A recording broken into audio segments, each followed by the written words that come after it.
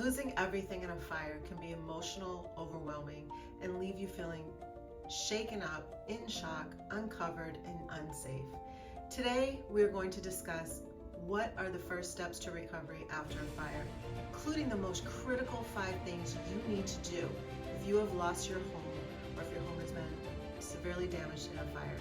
I'm Corrie Sommers, your local Los Angeles Realtor. This is not a video you're going to want to miss, and I really recommend you take the time to get a notepad and pen to jot down these 5 things.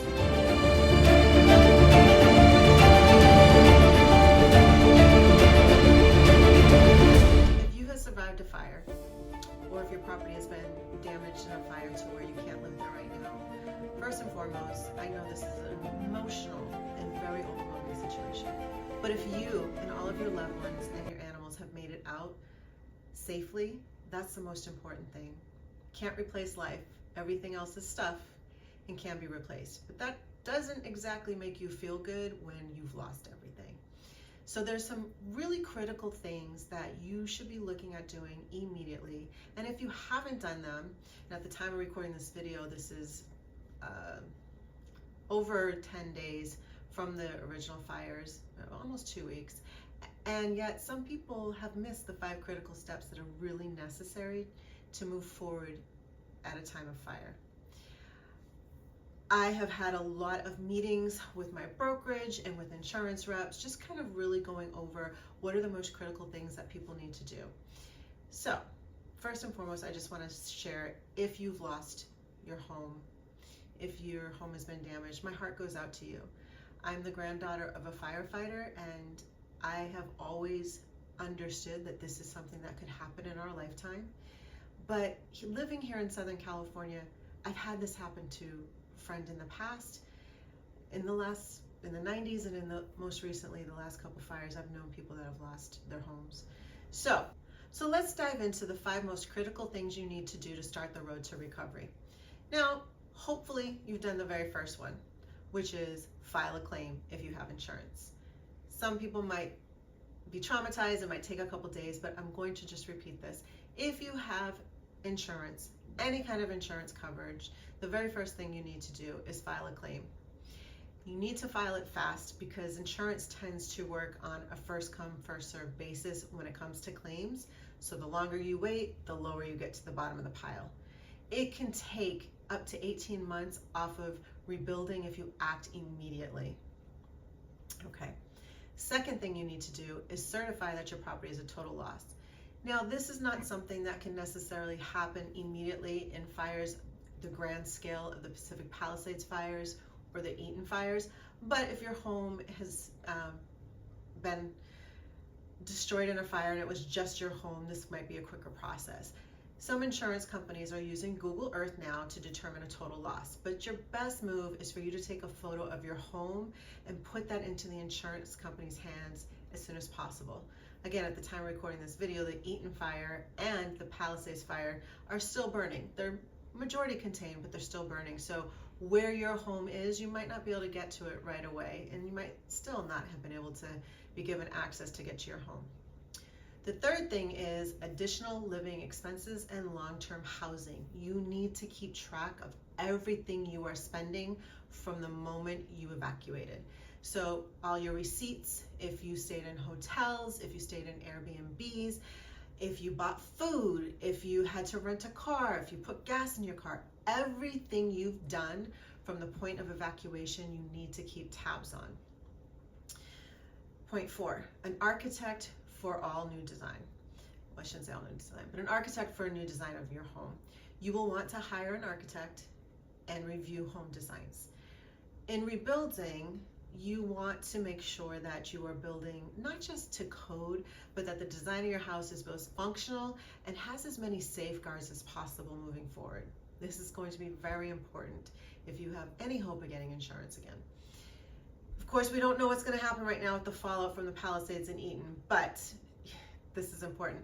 In fact, if you've been scrolling through social media, watching the news, or even reading online articles, there is an architect in Santa Monica whose homes that he designed and had built in the Palisades actually survived the fire.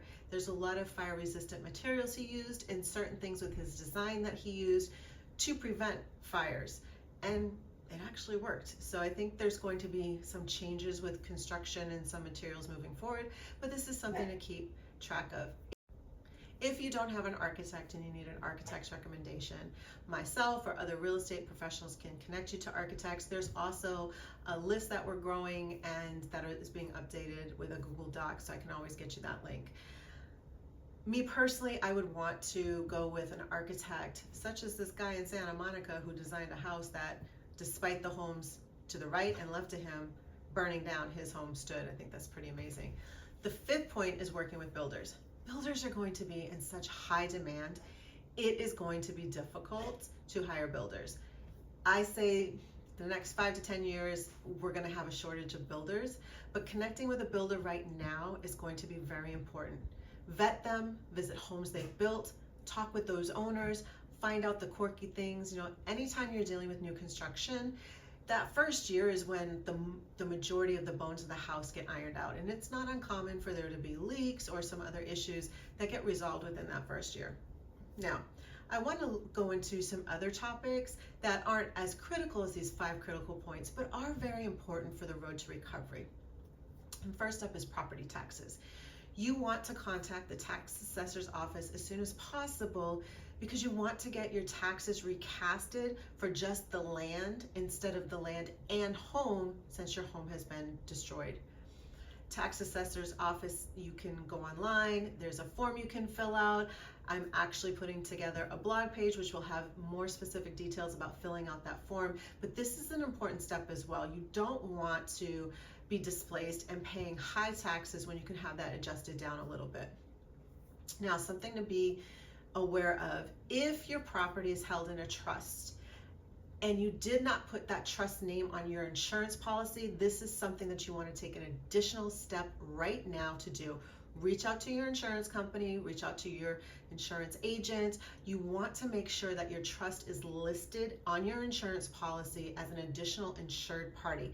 You don't want to give insurance companies any reason to find a loophole to get out of their obligation to fulfill paying you in the policy. The majority of the people, what's starting to come out right now, is that the majority of people in both the Palisades and Altadena were underinsured. This is going to affect things. This is going to affect the ability to rebuild. It's going to affect decision making. As many people know, carriers pulled out of California, and there were a large number of policies that were canceled in December of 2024. The California Fair Plan was never designed to shoulder the bulk of insurance here in California. The policy is not robust, and it only covers up to $3 million. And ALE, additional living expenses, are not included in these fair plans. The reality is, when your home burns down, you're still obligated to pay your mortgage. Just because the structure's gone doesn't wipe out your mortgage.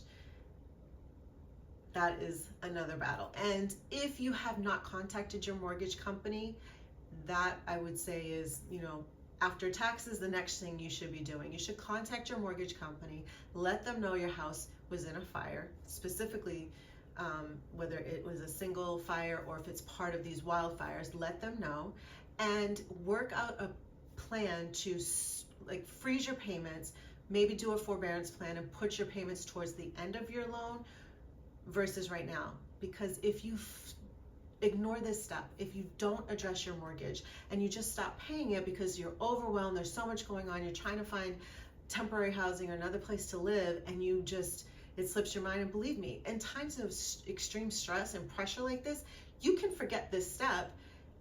You don't want to cause your home to go into foreclosure and then lose the land as well. So really take the time to take that step.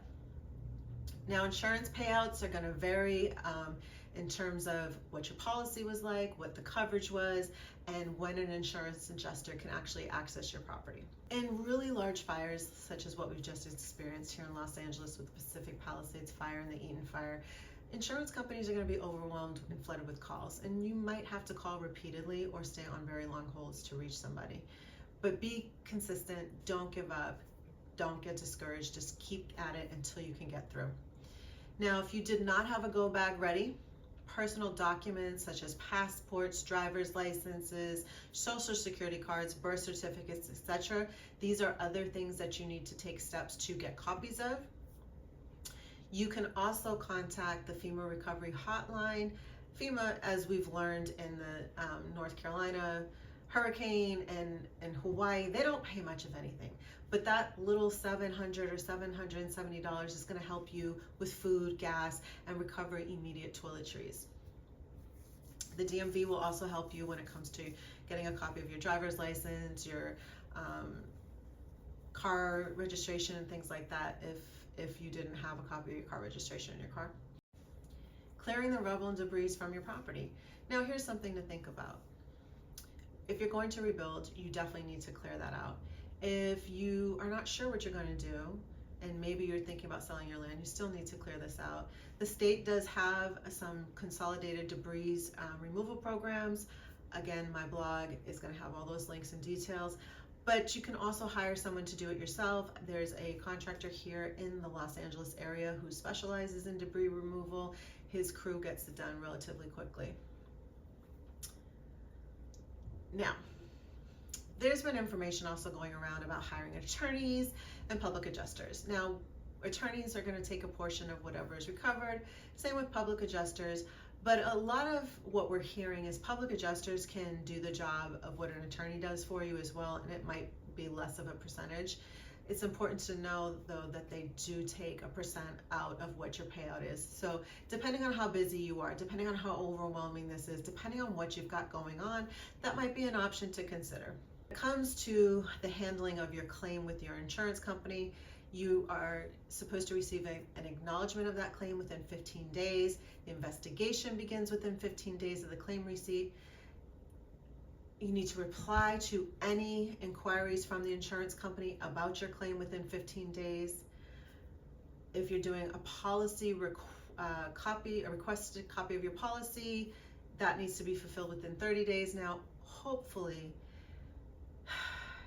if you were home and you had to leave quickly, I'm assuming you took your laptop. But if you weren't home and you were at work, your laptop might have been home. So a lot of these documents you might have lost unless you have a cloud-based backup for your computer with Microsoft or iCloud or any of those things. And this does lead to that thought of, hey, we all should have a secured file or hard drive or thumb drive with us at all time of our most important documents. Now, I want to take a moment to talk about specifically the Pacific Palisades fire and the Eaton fire. And what I'm about to say can apply to future fires. The majority of homeowners are underinsured. And thanks to the rising cost of insurance over the last 6 years, a portion have already started the process of what am I going to do next, and reaching out to real estate professionals to say, I want out, I'm done, I want to sell the land. You have people that lived in these areas for multi-generations that maybe inherited their homes, that were only paying taxes. Not everybody who lost a home is a celebrity or a very high net worth individual that was living in the Palisades.